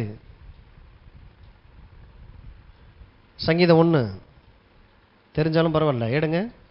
சங்கீதம் 1. துன்மார்க்கருடைய ஆலோசனையின்படி நடவாமலும், பாவிகளுடைய வழியில் இல்லாமலும், பரியாசக்காரர் உட்காரும் இடத்தில் உட்காராமலும், கர்த்தருடைய வேதத்தில் பிரியமாயிருந்து இரவும் பகலும் அவருடைய வேதத்தில் தியானமாயிருக்கிற மனுஷன் பாக்கியவான். அவன் நீர்க்கால்களின் ஓரமாய் நடப்பட்டு தன் காலத்தில் தன் கனியை தந்து இலைதிராதிருக்கிற மரத்தை போல இருப்பான். அவன் செய்வது எல்லாம், ஆதாமுக்கு சொன்னாரு, நீ செய்கிறது எதுவுமே வாய்க்காது, முள்ளும் குறுக்கும் முளைப்பிக்கும், பூமி சபிக்கப்பட்டிருக்குது, நீ ரொம்ப பிரயாசப்படுவ, கொஞ்சம் பலனை தான் உன்னால் எடுக்க முடியும், வேர்வையினால தான் நீ அப்பம் புசிப்பாய். இதெல்லாம் ஆதாமுக்கு தான் சொன்னார். அதே தேவன் இங்கே சொல்றாரு, வேற ஒரு பிரமாணத்தை இயக்கிட்டு சொல்றாரு, இப்படி ஒரு பிரமாணம் இருக்கு, நான் உனக்கு மட்டும் சொல்றேன், பாவிகளுடைய காரியங்களே, துன்மார்க்கர்கள் பரியாசக்காரங்களுடைய காரியங்கள்லாம் செய்யாம என்னுடைய பிரமாணத்தை நீ கற்றுக்கொள்ளும் போது, வேதத்தை அப்படின்னா வேதனை என்ன? சட்ட புத்தகம். இந்த லாவை நீங்க இயக்கும் போது நீ என்னெல்லாம் செய்கிறீ எல்லாமே வாய்க்க ஆரம்பிச்சிடும். பைபிளை எப்படியாவது நான் படிச்சே ஆகணும்னு சொல்லி மதத்துக்காக படிக்கிறது இல்லை. உள்ள என்ன இருக்குது, எதுக்கு ஆண்டவர் என்னை வாசிக்க சொல்றார், ஏன் என் வாழ்க்கையில் இப்படி முள்ளும் குறுக்கும் வந்தது, இதை மாத்துறதுக்கு என்ன வழி கண்டுபிடிச்சு அந்த வழிக்கு என்னை நான் அர்ப்பணிக்கும் போது ரிசல்ட் தானா வர ஆரம்பிச்சிடும். அவன் நீர்க்கால்கள் ஓரமாய் நடப்பட்டு தன் காலத்தில் தன் கனியை தந்து இலையுதிராது இருக்கிற மரத்தை போல் இருப்பான். அவன் செய்வது எல்லாம் வாய்க்கும். அதைத்தான், இதுதான் தேவன் தருகிற பலன். என் பலன் தேவனுடைய வார்த்தைக்குள்ள இருக்குது. ஸோ அந்த வார்த்தையை நீங்கள் கற்றுக்கொள்ள கற்றுக்கொள்ள அதிலிருந்து வருகிற ஒரு சக்தி, ஒரு ஆற்றல் உங்களை நடத்தும். பாருங்க, ஒரு ரிஸ்க் எடுக்க வைக்கும். ஏன் இது செய்யக்கூடாது, செஞ்சதையே செஞ்சுக்கிட்டு இருக்க, ஒரே ரிசல்ட் வந்துட்டு இருக்கு, அடுத்த கட்டத்துக்கு நம்ம மூவ் ஆகணும். ஒரு பலன் உள்ளுக்குள்ள இருந்து வரணும். யாரோ தலையில கையை வச்சு ஜெபம் பண்றதுனால இல்லை. இதெல்லாம் ஒவ்வொரு நாளும் என்னை நான் அர்ப்பணிக்கிற நாள் வருகிற லாபம். அப்ப இதை பேசுறது தான், வார்த்தையை பேசுறதுக்கு தான் சபை. அதனால கர்த்தருடைய பர்வதத்துக்கு போவோம் வாருங்கள், அங்கே நாம் பிழைக்கும்படி, நாம் ஆசீர்வதிக்கும்படி வார்த்தைகளை கேட்கறதுக்காக போவோம் அப்படின்னு சொல்லி கிளம்பி வந்தாங்களாம். சபை அப்படின்னா வேற இங்கே ஒன்றும் இல்லை, வார்த்தை. ஏன்னா இது என்னைய வாழ வைக்கும். நான் எடுத்திருக்கிற ஞானமான முடிவு, நான் மாத்திரமல்ல, என்ன நடந்தாலும் சரி தேவனுடைய வார்த்தைக்காக நான் சபைக்கு போயே தீருவேன். தீர்மானம் எடுக்கும்போது உங்க சந்ததி ஆசீர்வதிக்கப்படுகிறது. உங்களுடைய எதிர்காலம் எப்படி இருக்க போகுதுங்கிறது இன்னைக்கு நீங்க என்ன செய்றீங்களோ அதை வச்சு தான் இருக்குது. அதனால எபிரேயர் 10:25 போட்டிருக்கு, சபை கூடி வருதலை அசட்டை பண்ணிடாதீங்க. ஏன்? நீங்கள் பிழைக்கும்படி, வாழ்ந்திருக்கும்படி, செழித்திருக்கும்படியான அந்த தெய்வீக வார்த்தைகள் புறப்பட்டு வருகிற இடம் தான் சபை. அதனால சபைக்கு பெரிய பொறுப்பு இருக்குது. நான் இங்கே போனேன் இங்கே வந்தேன்னு சொல்லி கதை சொல்ல முடியாது. தேவ பிரமாணங்களை எடுத்து காண்பிக்கக்கூடிய ஒரு இடம். ஆகையினால தான் குழந்தையா இருக்கும்போதே பிள்ளைங்களை கையை பிடிச்சி கூட்டிகிட்டு வந்துடணும். சிலருக்கெல்லாம் பார்த்தீங்கன்னா ஒரு சந்தோஷம், நான் எங்கே சர்ச் இருந்தாலும் நான் போய் வண்டியை போட்டு கும்பிட்டுட்டு வந்துடுவேன். வார்த்தை, அதனால தான் அந்த வார்த்தை கிடைக்கிது அப்படின்னு நான் எவ்வளோ தூரத்தில் இருந்தாலும் வரலாம். தகும் தேவனுடைய சத்தம். அப்போ முதலாவது தேவனுடைய ராஜ்யத்தை தேடுறது. அடுத்து பார்த்தீங்கன்னா கீழ்ப்படிதல். ஆபிரகாம் விசுவாசித்தான், கர்த்தர் அதை அவனுக்கு நீதியாக எண்ணினார். முதலாவது வச்சுட்டு அந்த முதலாவது வைக்கும்போது தேவன் ஒன்று சொல்றதுக்கு நம்மளை சப்மிட் பண்றது. ஆபிரகாம் விசுவாசித்தான்னா வெறுமன நம்பிக்கையோடு போயிடல, அவர் என்ன சொன்னாரோ அதுக்கு நம்பினான், அதை உடனே கீழ்ப்படுத்தான். பேரை மாத்தினா பாருங்க, நல்லா தெரியும் ஆபிரகாம்னா என்னன்னு. ஆபிரகாம்னா அநேக ஜாதிகளுக்கு தகப்பன். எப்ப? பிள்ளை வந்ததுக்கு அப்புறமா, கடவுள் சொல்லும் பொழுதே ஆபிரகாம்னு முதல்ல பேரை வை. ஓடி போய் வச்சான். இல்லை, இனிமே என் பேரை மாற்றி கூப்பிட்டா எல்லாரும் என்னை என்ன நினைப்பாங்க, மரியாதைக்குரிய ஒரு ஆளாக இருக்கிறேன், இந்த வயசில் கிழடுக்கு ஆசையை பாருங்கன்னு சொல்லி நம்மளை கிண்டல் பண்ண மாட்டான். நான் ஒரு பிள்ளைக்கு வெளியில் அநேக ஜாதிகளுக்கு தகப்பனா. அதெல்லாம் யோசிக்கவில்லை பாருங்களேன். கர்த்தர் சொல்லியிருக்கிறார், நான் கீழ்ப்படுத்துறேன். இப்படி நின்று பாருங்க, உங்கள் வாழ்க்கையினுடைய வெற்றி அங்கே தான் இருக்குது. அவர் சொல்லிட்டாரு, இவர் பெரியவர், வீட்டில் மூத்தவர், இவருக்கு தான் நிறைய தெரிய அனுபவம் இருக்குது. கடவுளுடைய வார்த்தை சொல்லியிருக்குமானால் கீழ்ப்படுகிறது. வார்த்தை விசுவாசித்து அதற்கேற்றபடி செயல்பட்டான் பாருங்க. ஏசாயா 1:19. இந்த பூமி ஆண்டவர் எப்படி உண்டாக்கி வச்சிருக்கிறார், இதெல்லாம் பிரமாணமாக வச்சிருக்கிறார். நீங்கள் மனம் பொருந்தி செவி கொடுத்தால் தேசத்தின் நன்மையை புசிப்பீர்கள். மனம் பொருந்தி செவி கொடுத்தால். இன்னைக்கு நிறைய பேர் பார்த்தீங்கன்னா சர்ச்சுக்கு வந்துருவாங்க, வீட்டில் அம்மா அப்பாவுக்கு பயந்து அல்லது நயனை ஏதாவது சொல்லிக்கிட்டே இருப்பாங்களேன்ற மாதிரி அப்படி நினச்சி வந்துடுறாங்க. ஆனால் இங்கே வந்துட்டாங்க, ஆனால் மனம் பொருந்தி வந்தாங்கன்னா தெரியாது. ஆண்டவர் சொல்றார், மனம் பொருந்தி செவி கொடுத்தால் தேசத்தின் நன்மையை புசிப்பாய். என் சத்தத்திற்கு மனம் பொருந்தி நம்பிக்கையோடு கூட, விசுவாசத்தோடு கூட, விருப்பத்தோடு கூட கீழ்ப்படுகிறது. கீழ்ப்படுகிறோம், ஆனால் விரும்பி கீழ்ப்படுகிறோமா? மனம் பொருந்தி, கர்த்தாவே நீர் எனக்கு ஒரு பொழுது தீங்கு செய்யாத தேவன், நீர் உன்னை சொல்லியிருப்பீர்கள், ஆனால் அதுதான் என் வாழ்க்கையினுடைய வெற்றி, அதுதான் என் வாழ்க்கையினுடைய விடுதலை, அதில் ஏதோ ஒரு நன்மை இருக்குது. மனம் பொருந்தி செவி கொடுக்கிறது. அப்போ மனம் புதிதாகாம உங்களால் பொருந்தவே முடியாது. தேவனுடைய எண்ணங்களோடு கூட உங்களுடைய எண்ணங்களை கொண்டு போய் பொருத்தணும். ஸோ அங்கே நடக்கிற அந்த அற்புதம் தான். அதனால தான் உன்னுடைய நினைவுகள் என் நினைவுகள் அல்ல. பூமிக்கு வானம் எவ்வளவு உயரமாக இருக்குதோ உன்னை குறித்து அவ்வளவு உயர்ந்த நினைவுகளை நான் வச்சிருக்கிறேன். ஏன் அப்போ அந்த நினைவு என் நினைவாக என் வாழ்க்கையாக மாறலை? கடவுள் என்னை குறித்து இவ்வளோ உயர்ந்த நினைவுகளை வச்சுருந்தோம், ஏன் எனக்கு வாழ்க்கையாக மாறலைன்னா, இப்படித்தான் அந்த இன்ஜின், அந்த சிஸ்டம் அப்படித்தான் உன்னை உருவாக்கி வச்சிருக்கிறேன். என் நினைவுகளை உன் நினைவுகளாக கொண்டு வந்து பொருத்தும் போது நடக்கிற அற்புதம் தான் இதெல்லாம். மறு ரூபம் உண்டாயிரும். வாழ்க்கையில் மறு ரூபம்ங்கிறது ஏதோ விளையாட்டுக்காரியம் இல்லை. கூட்டு புழுவாக இருந்து வண்ணத்து பூச்சியாக மாறுறது வேற எந்த ஜீவன்களுக்கும் கிடையாது. வாழ்க்கை மற்ற மனுஷங்க பார்த்து கேலி பேசுகிற மாதிரி ஒரு சாதாரண ஒரு புழு மாதிரியான ஒரு வாழ்க்கை. ஆனால் அந்த மனுஷன் கதவை சாத்திட்டு தேவனுடைய வார்த்தையோடு கூட உட்காந்து நேரத்தை தன்னுடைய மனசை இங்கே செலுத்தி தேவனுடைய சத்தத்துக்கு தன்னை கீழ்ப்படுத்த மனம் பொருந்துதல் உள்ள உண்டாகுது. தேவனை போலவே பேச ஆரம்பிக்கிறான், தேவனை போலவே சிந்திக்க ஆரம்பிக்கிறான். சாதாரண காரியங்களுக்கு விட்டு கொடுக்க மாட்டேங்கிறான். இல்லை, சிங்கி கபிக்குள்ளே தூக்கி போட்டால் உன்னை கொன்றுட்டான்னா உட்காந்து அழுதுருக்கணும். ஆனால் இங்கே உள்ளே போய் உட்காந்து துதிச்சுக்கிட்டு இருந்தான். அக்னிக்குள்ள போட்டால் எல்லாரும் கருகிடுவான். பரவாயில்ல, நோ ப்ராப்ளம், ஏன்னா நாங்கள் ஆராதிக்கிறவர் இன்னார் என்று நாங்கள் அறிந்திருக்கிறோம். தேவனோடு கூட மனசை பொறுத்துறான் பாருங்க. எதுவும் அவர்களை சேதப்படுத்தல. ஒரு புகை வாட கூட அந்த ட்ரெஸ்ஸில் வரல. தரித்திரம் நிறைஞ்சிருக்கிற அந்த உலகத்தில் நன்றாய் வாழ்வதற்கு தேவனுடைய வார்த்தையோடு கூட மனதை பொறுத்துங்க. நல்ல கிறிஸ்தவர்கள் ஆனால் மனம் புதிதாகாம இருக்கிற இடத்துல இருந்துடுறாங்க. சிலர்லாம் பார்த்தீங்கன்னாக்க தாங்கள் தரித்திரத்தில் தான் இருப்போம் அப்படின்னு சொல்லி உறுதிமொழி எடுத்தே உட்காந்துருக்காங்க தெரியுமா. நல்ல நல்ல வேலையெல்லாம் விட்டுட்டு வந்து, நமக்கு தெரிஞ்ச ஒரு பெரிய ஒரு ஊழியக்காரர், அவரை ஆண்டவர் வர சொன்னார், அதை சாட்சியாக சொல்லிவிட்டார். கவர்மெண்ட் வேலையெல்லாம் விட்டுட்டு எத்தனையோ பேர் இன்னைக்கு வீட்டில் பிள்ளைக்கு பாலுக்கு காசு இல்லை, மனைவிக்கு சாப்பாட்டுக்கு காசு இல்லைன்னு சொல்லிட்டு கர்த்தரை நம்பி தானே வந்தோம், கடவுள் தானே சொல்லி தானே வந்தோம். அப்போ ஆண்டவர் எங்களை தரித்திரத்தில் இருக்கிறது தான் சொல்கிறாரு. இனிமேல் நாங்கள் எங்களுக்கு சொந்த வீடு இருக்காது, பரலோகம் போகிற வரைக்கும் எங்களுக்கு நல்ல ட்ரெஸ் இருக்காது, நல்ல சாப்பாடை சாப்பிட மாட்டோம். தரித்திரத்தை தெரிந்து கொள்வது, உறுதிமொழி எடுத்தே வச்சுக்கிறது. எல்லாம் இருந்து வேணான்னு சொல்கிறது வேற. இல்லைப்பா எல்லாம் இருக்குது, இல்லை வேணாம் அப்படின்றது வேற. அந்த இடத்துக்கு வந்துட்டு வேணான்னு சொல்லுங்க, அதுக்கு தான் சபை போராடிக்கிட்டு இருக்கு. எல்லாத்தையும் வச்சுட்டு ஓகே வேண்டாம், அதுதான் மேன்மையானது. ஒன்றுமே இல்லாமல் இருக்கிறதையே தெரிந்து வேற கொள்ளுக்கிட்டு ஏற்கனவே முள்ளும் குறுக்க வந்து நம்மளை போட்டு அமைக்கிக்கிட்டு இருக்கு.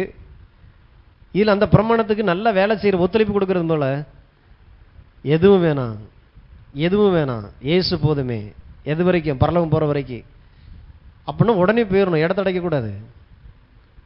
இங்கே இருந்துட்டு ஏசு போதுமே ஏசு போதுமேன்னு சொல்லிட்டு பரலோகத்துக்கு போறவங்களுக்கு இங்க என்ன வேலை? பூமியை பரலோகமா மாத்துறவர்களுக்கு தான் பூமியில வேலை. பரலோகத்திலும் இப்படி சித்தம் செய்யப்படுவது போல பூமியிலும் செய்யப்படுவதாக. மற்ற மனுஷர்களுக்கு தெரியாது, இயேசுன்னா யாரும் தெரியாது, வார்த்தை என்னன்னு தெரியாது. ஆனா உங்களுக்கு தெரியும். உங்களுக்கு இயேசுவை தெரியும், தேவனுடைய வார்த்தையை தெரியும். சத்தியத்தை கேட்டு அதற்கு கீழ்ப்படியும் போது நடக்கிற அந்த அற்புதங்களை நீங்க காட்டும் போது உலக மனுஷன் கேள்வியோடு தெரியுறான். நம்ம தான் அவர்களுடைய பதில். அவருடைய கேள்விக்கு, உலகத்தினுடைய கேள்விக்கெல்லாம் நம்மளை தேவன் பதிலாக வைச்சிருக்கிறார். ஆமென். நம்புங்க, விசுவாசிங்க. சத்தியம் என்னன்னு கற்றுக்கொள்ளுங்க. அந்த சத்தியத்தில் நீங்கள் நடக்க பழக பழக உங்கள் வாழ்க்கையில் தேவன் விரும்புகிற அந்த அற்புதங்கள் நடக்க ஆரம்பிக்கும். என்ன நிலைமையில் இருந்தாலும் சரி, ஆண்டவரே இதுவரைக்கும் நான் தெரியாமல் அல்லது இந்த கிறிஸ்தவ வாழ்க்கை ஏனோ தானோன்னு வாழ்ந்துட்டேன், ஆண்டவர் நம்முடைய ரத்தத்தினால என்னை கழுவும், என்னை மன்னியும். நீர் விரும்புகிற அந்த முதலாவது உமக்கு வைக்கக்கூடிய ஒரு வாழ்க்கை. கடவுளது ஏதோ ஒரு காரியத்தை தேடி வர்றோம், தேடி வந்தால் ஆண்டவர் அற்புதம் பண்ணிடுறார். அற்புதம் பண்ணோன்னா அதிலே தேங்கி நின்றக்கூடாது. எதற்காக இந்த அற்புதம்? எதற்காக இந்த நல்ல வாழ்க்கை? எதுக்கு இந்த செழிப்பு? செழிக்கணும் செழிக்கணும் அப்படின்னு சொல்லி கேட்டு செழிச்சாச்சு. அடுத்து அதை வச்சு என்ன செய்யணும்னு ஒன்று இருக்குல்ல. ஸோ அதை கண்டுகொள்ளும் போது நிச்சயமாக ஆண்டவர் நம்மளை இந்த பூமியில் அநேகருக்கு நம்மளை ஆசீர்வாதமாய் கனி கொடுக்கக்கூடிய ஒரு வாழ்வுக்காக ஆண்டவர் நம்மளை நடத்துகிறவராக இருக்கிறார். ஆமென். விசுவாசிங்க. கர்த்தர்களை ஆசீர்வாதம் நம்ம எல்லாரும் எழுதி நிற்போம். தகப்பனையும் நன்றியோடு கூட துதிக்கிறோம். நல்ல ஆசீர்வதிக்கப்பட்ட ஆண்டவரே, நல்ல வேலையிலே எங்கள் செவிகள் கேட்க நீர் பேச நம்முடைய அன்பின் வார்த்தைகளுக்காக ஸ்தோத்திரம். எங்கள் வாழ்க்கையில முள்ளும் குறுக்கும் ஆதாமின் மூலமாய் கட்டவிழ்க்கப்பட்டிருந்தாலும் எல்லா தரித்திரங்கள், குறைச்சல்கள், வேதனை, வலிகள், வறுமைகள், ஆண்டவரே எல்லா பாவ கிரிகளும் கட்டவிழ்க்கப்பட்டிருந்தாலும் ஆண்டவரே நீர் நல்ல தெய்வமாயிருந்து எங்களை தேடி இந்த பூமிக்கு வந்து ரத்தம் சிந்தினதினாலே நடந்த ஆண்டவர் ஒரு புதிய பிரமாணத்திற்குள் எங்களை நீர் கொண்டு வந்திருக்கிறீர். எங்கள் வாழ்க்கை ஆண்டவரே இதோ உம்முடைய தெய்வீக கர்த்தாவே நாமத்தினாலே பறக்கக்கூடிய ஒரு வாழ்வின் அனுபவங்களை எங்களுக்குள்ளாய் கொண்டு வரும்படியாய் பாவம் மரணம் என்கிற பிரமாணத்தை எங்களை விடுதலையாக்கி கிறிஸ்துவினுடைய ஆவியினாலே உண்டான ஜீவ பிரமாணம் எப்பொழுது எங்களுக்குள்ளாய் இந்த கிரியை செய்கிறதே அந்த பிரமாணத்தை ஏக்க எங்களை கற்றுத்தருகிற பரிசுத்த ஆவியானவருக்காய் ஸ்தோத்திரம். ஒவ்வொரு நாளும் அதனுடைய பலனை அனுபவிக்க அந்த பிரமாணங்களை எங்கள் மனதிலே வைத்து ஆண்டவர் எங்களை இருதயத்தில் எழுதி ஆண்டவர் எங்களோடு கூட புதிய உடன்படிக்கை நீர் ஏற்படுத்தி இருக்கிறீர்கள் ராஜா. ஆண்டவரே நாங்கள் அப்படிப்பட்ட நபர்களாய் இருக்கும்படி எங்களை அர்ப்பணிக்கிறோம். இயேசுவின் நாமத்தில் முதலாவது உம்முடைய ராஜ்யத்தை தேட கீழ்ப்படிய ஆண்டவர் எங்கள் மனதை புதிதாக்கக்கூடிய அந்த பிரமாணங்களை நீர் எங்களுக்கு கர்த்தாவை தொடர்ந்து கற்றுத்தருகிறீரே, அதற்காய் ஸ்தோத்திரம். ஆசீர்வதிக்கிறேன். கர்த்தருடைய ஆவியானவர் தாம் எங்களை செவ்வையான பாதையில் நடத்துகிறீரே, அதற்காய் நன்றி. செழிப்பு ஆண்டவருடைய பிள்ளைகளுடைய வாழ்வின் பங்காய் மாறட்டும். ஐஸ்வர்யத்தை சம்பாதிக்கிறது இவருடைய பலன் பரலோகத்திலிருந்து உண்டாயிருக்கிறதே, அதற்காய் ஸ்தோத்திர ராஜா. தரித்திரம் வறுமை இயேசுவின் நாமத்தில் அழிக்கப்படுவதாக கர்த்தருடைய ஆவியானவர் நடத்துகிறீரே, அதற்காய் நன்றி. இயேசுவின் நாமத்தில் பிதாவே, ஆமென்.